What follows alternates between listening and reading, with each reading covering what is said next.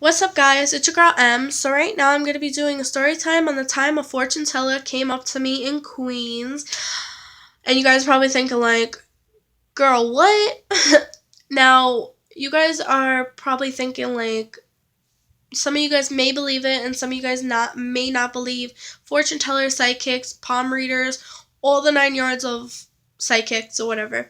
If you guys don't believe it, that's your belief or whatever. But I really truly believed it. I truly believe it now that that person came up to me and she was just so legit with everything she told me, and it was just the most randomest time of my life and the most traumatic time of my life. So it was pretty like, okay, why are you coming up to me type thing. But before I get started, I hope you guys enjoy this video. Give this video a thumbs up. Comment more storytime video ideas. And give me your opinion on this story time if you guys enjoyed it. And please hit that notification bell to always be notified with my videos. And I hope you guys enjoy this video, and let's get this started. Now, let me get started. So, some of you guys that may know me or may know of me, that I was born in Queens, New York, and so whoever is watching my video that is from Queens and knows where this area is, I'm just gonna say it because that's where it happened. Um, it pretty much happened on Myrtle Avenue, and now Myrtle Avenue was like a common spot for everybody to go shopping, to go eat. You just always see somebody out in Queens, out and about. Always, it could be 11 o'clock at night, and people are still out on Myrtle Avenue. So that day, I was going shopping with my sister, and I think I just got done shopping with my sister. I think we were coming from the store Rainbow, or I don't know where the fuck we were coming from, but I was with my sister Ashley. You guys already seen her in some of my videos. And we were coming back from wherever we were coming from, and this lady just comes randomly up to us, and she's like, I feel like a really big spiritual connection to you. So at first I was just like, this bitch just needs this money for fucking drugs or some shit. And then she's like, I really want to read your palm. I want to tell you your fortune, da da da da da. So at first I didn't believe like she was using the money for herself. I just was believing like she was using it for some type of drugs or whatever. So I was looking at my sister like, should I? Should I not? And I literally just had $10 just sitting in my pocket. So I felt like there was a reason there was that $10 was still in my pocket that I didn't use yet. So she's like, it's only $10. She's like, I'm not going to charge you anymore because I feel like a big spirit towards you. And at first when she started saying I feel like a big spirit towards you, because she read both me and my sister's palm. She did my sister first, but she did me second, but she felt a more connection towards me. So we had to like step away when she was reading our palms, and I was just like bugging out because like when she was telling my sister stuff, she was like telling her that she was going to meet somebody with an R and stuff. And at the time, my sister Ashley did not know anybody with an R. So now she knows somebody, but hers was crazy too, but mine was like legit crazy. So pretty much when I gave her the $10 and I was like hoping that this was so legit. And I remember her face. She had like really short brown hair. She was very skinny. She looked homeless, but I don't know. So she pretty much started off like telling me about my family, my love life. Like she just did everything, the whole 9 yards. So the first thing she started with was my family. Now, this happened in like it was in 2014 ish. No, like 2012. Probably 2012, 2013. I don't remember. But at the time, like, she started telling me, like, okay, she started telling me about how something traumatic that is happening in my family life. Now, at that time, in my mind, I knew what was going on, but she didn't know.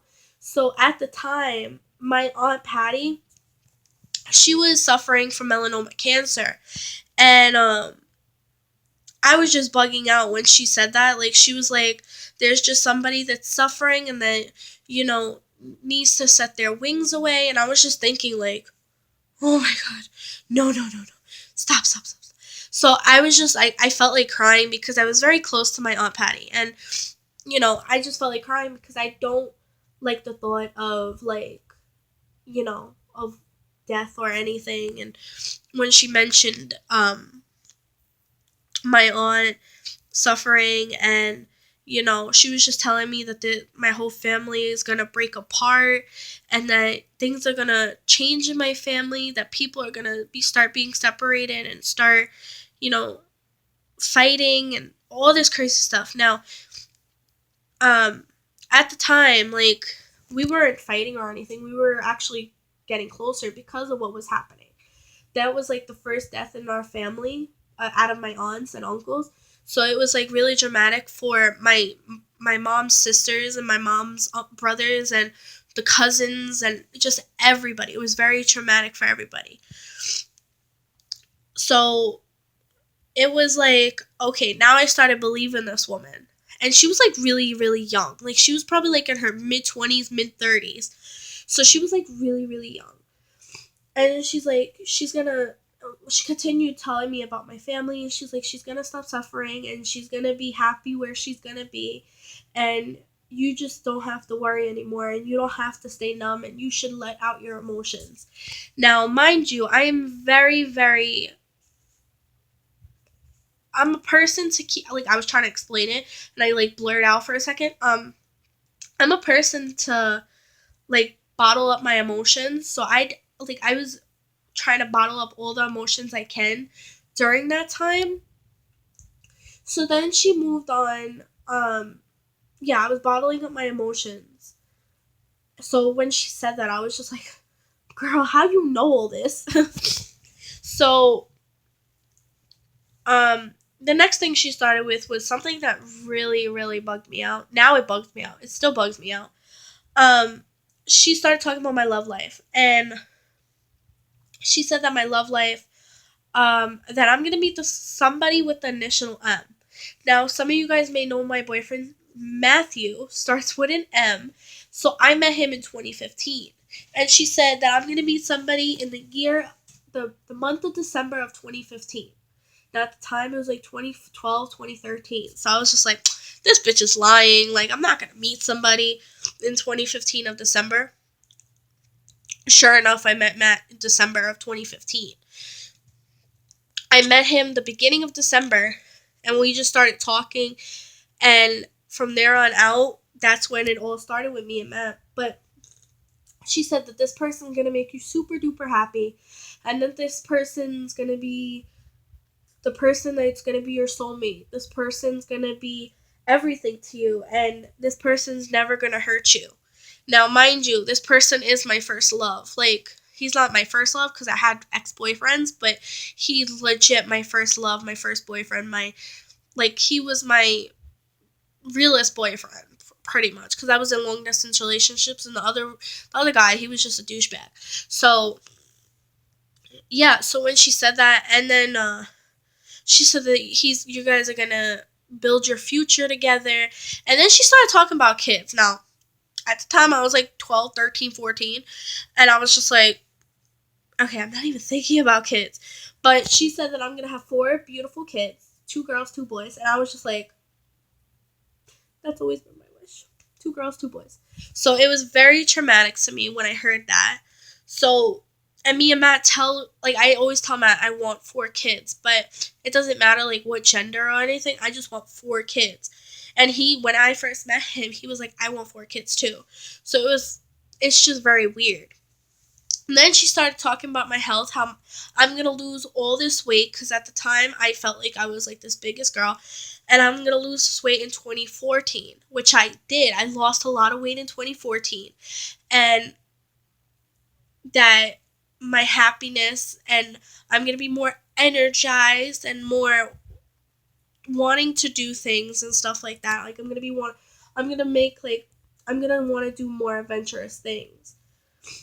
And then I think the last thing she told me was something about traveling, but like I haven't done any traveling. The most traveling I did was like to my graduation, but I didn't do anything traveling, so I don't know. Like, she told me like I'm gonna go out of state, out of the country type thing. So I don't know.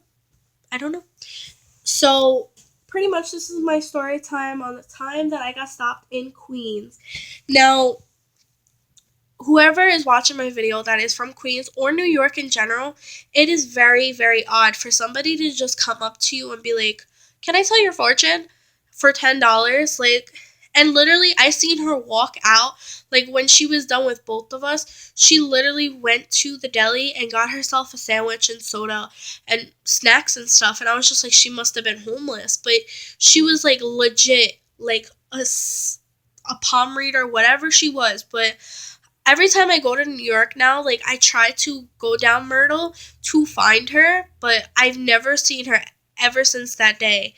And it was like very, very scary, but like very, very interesting just because like it was like, how did you know this? Like, the one that bugged me out the most was my love life and my family. Like, it was just at the time for my family, it was very, very hard for any of us. It was very hard for me. It was very hard for my cousins. It was very hard for her children. It was very hard for my aunts and uncles. Hard for all of us. So when she mentioned my aunt, like, she didn't tell me specifically about my somebody passing, but she did ask me, like, is somebody suffering in your family? Like, you obviously have to ask questions during it, but she asked me if somebody's suffering in my family from some type of sickness. She didn't tell me what specific sickness, and sure enough, it was my aunt suffering from melanoma cancer. So I guess she started connecting with me more when I told her that. And I had a little bit of tears in my eyes just because. And when she told me that, like, she also told me a message to, you know, my aunt forgives me if I don't visit her at the hospital, because at the time I didn't want to visit her. I was very young and I was very scared to see her like that because I was seeing pictures of her very skinny and stuff, so it was like very traumatic for me. So I didn't want to see her like that. But when the fortune teller told me that my aunt forgives me for not seeing her, that she understands, it was just like, oh my god, breathtaking. And then with the love life thing, it was just like, I met Matt in 2015 of December, and it's like, whoa, like, how the hell did you know that? And it's like, sometimes I wish I could run into her on the street and just be like, thank you for everything you told me, because I feel like closure from my aunt, and I feel closure about my love life, and I feel closure about a lot of things. So, it was really, really nice to bump into somebody like that. And like, it was not like I walked into this place like a building or anything. It was literally on this, like, she stopped me on the sidewalk and sat me on a bench. So it was like, okay, this is weird. And sure enough, she got everything on point. So guys, I hope you guys enjoyed this video. Give it a thumbs up. Oh my god, I am so sick. But I hope you guys enjoyed this video. Comment idea videos of story times or any videos, and tell me what you guys think of this video. I hope you guys enjoy, and I'll see you guys in my next video. Bye guys.